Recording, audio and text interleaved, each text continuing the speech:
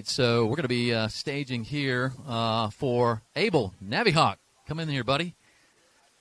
Look at you, all decked out. We got your quad here. Abel, just introduce yourselves and kind of let me know how long you've been flying. My name is Abel. I go by NaviHawk. I've been flying RCs for about 10 years, racing for about a year and a half now. All right, super. Racing for a year and a half, and that was only in quads, right? So is that your first experience with quads? No, I did bigger quads, 450 size and 550s for about a year and a half before. Mostly autopilot stuff, but every once in a while I'd take it through some trees and have some fun with it, you know. On accident or on purpose? Both, a little bit of both, yeah.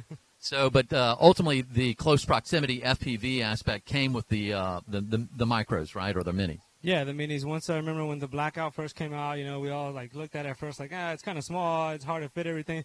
But then we saw them crashing and just get back up, and we're like, oh man, this is too much fun. Yeah, big ones we always kept breaking everything. Absolutely. So, so Abel, you're a team pilot for Atmospheric Adventures. I fly with them. I've been flying recently. There's a new prototype that's going to be out pretty soon. It's called the Abracadabra. It's one of the longer X-frames, so it gives you better tracking in the pitch axis. So right now, that looks good. Right now it's running the 3mm plate. It normally comes in 4, but you know, team pilots try to get every little advantage they can, so they make the smaller, lighter. Yeah, the reason picking 3mm, in case you're wondering, is the weight advantage, of course, right? Yeah, a lot lighter than, it's about 20-something grams lighter than the 4mm one. And this has got a little bit different standoff. Normally you would see aluminum or nylon standoffs possibly for a top plate. Instead, we got a sandwich going on here with 2 3mm side-by-side plates and then one tail plate, I guess, to hold the VTX in, correct? Yes, keeps your, you know, the main area where VTX's brake is right there at the SMA connector. So it has a little extension here where it keeps your antenna locked in and you zip tie it. If you can see that, I'm not sure. I don't know. You don't have to worry about breaking your antennas. That's usually the worst thing. You're flying, you hit something, and whole antenna goes flying out, and that's it. Gotcha. Okay, so we're running tri-blades today. Yeah. Is this like a stretched X, I guess is where it is? Yeah, it's longer lengthwise than sideways. So it's a little bit longer. Yeah, it makes it more stable in the pitch axis, but it still rolls really, really fast. There's a lot of companies now starting to come out with it. You know, there was first H-frames and came the X-frames. Now a lot of companies are starting to move into the longer X-frame.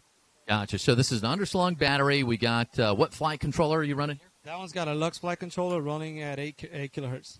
Gotcha. Cool. Super. And what ESCs are you running there? Those are the UBAT Angry Beast 30s with multi-shot 14.5. Now, are you sponsored by UBAT too or not? I can't remember. Am I? What? I used to be part of UBAT, and then recently I switched over to Atmospheric Adventures. And you're wearing a Spectrum, Team Spectrum t-shirt. Yeah, other sponsors that I have is Pulse Batteries and Team Spectrum, part of their team too. So it's good. I've been flying Spectrums ever since they came out back in 2006, I think it was. And I've never flown. I've bought it, Tyrannus, I've used it, but Spectrum is just one of the best radios out there. It's easy to use, and they always continually upgrading this stuff. So, and they have a really good support for their team members. Absolutely. And, you know, the thing I've heard about Spectrum is the quality, like you say, consistency, and the pilots that are flying those tend to be dedicated, right, you know, to those controllers. So you got them, you know, dialed in, tuned, exactly what you need to get the reaction out of your quad. You know, is there anything that you can say that you've done to prepare for this race today?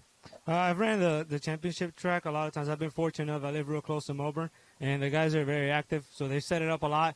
So we, like, last weekend I went Saturday. Then we raced it in Orlando Sunday. We set it up, and then I went for 4th of July and burned about 25, 30 packs in Melbourne just to practice. Yeah, very lucky. Yeah.